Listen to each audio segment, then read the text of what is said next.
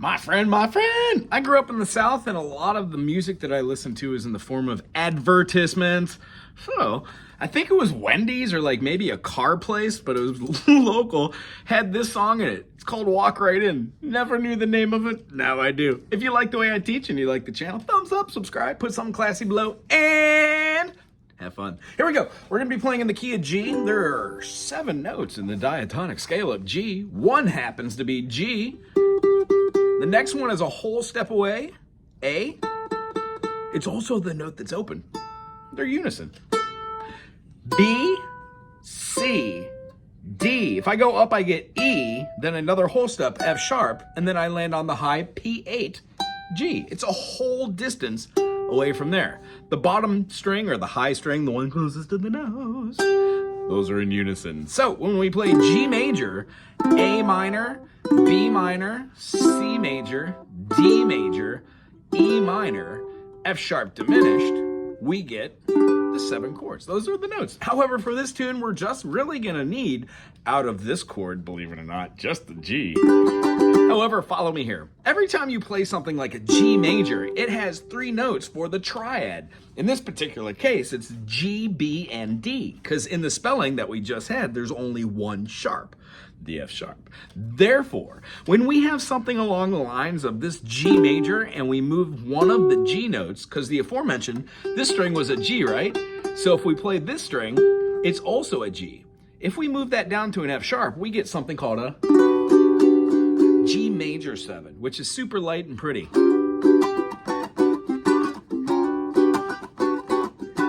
So when we move that one down again, we get something that causes a little more tension, because that's the lending leading tone in this case. It means the F is a whole step away from G. Therefore, a B, a D, and a G is still a G major, but now we've added that tone. That's the 7th, a minor 7th to be exact. Each chord does this. C major goes to C7. C7 is also known as a E diminished. When we go from the G major to the G dominant 7, it's also known as a B diminished, which is why we don't say things twice in a scale. G major, A minor, B minor, C major, D major, E minor. I wouldn't say D7, because I already said D as my 5th. So to say it as my 7th as well, G, A, B, C, D, E, D7, it would be like repeating something musically. We only have 7 notes. We have to use every single one of those. That's why we use enharmonic equivalences. G sharp is going to be A flat. B sharp is C. F flat is E. But we don't really name them that way because it's hard to learn all that. But we try. Here we go. We're going to be playing Walk Right In with G major. We're going to be moving the melody line. Walk right in, E7, sit right down, A7, daddy let your D7, mind roll on, back to the G. Now let me show you a little thing with music theory and fingerings. If we play with the G first position, or we play with the G in second position, it just sets us up for our next chord. E7 is a G sharp diminished. And if we play a bar chord of the E major and do the same thing we did for G major to a dominant and C major, but try that now in the E, we would be moving the E to the E flat to the D.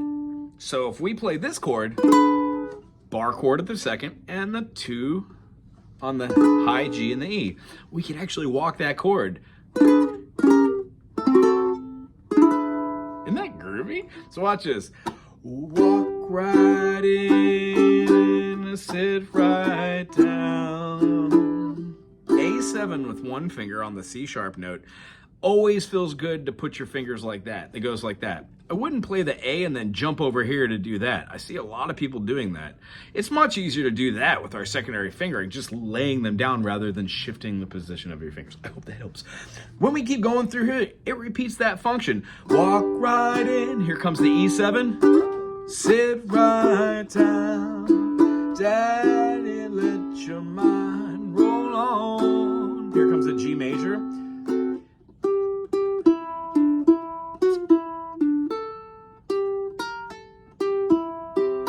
C7, back to the G,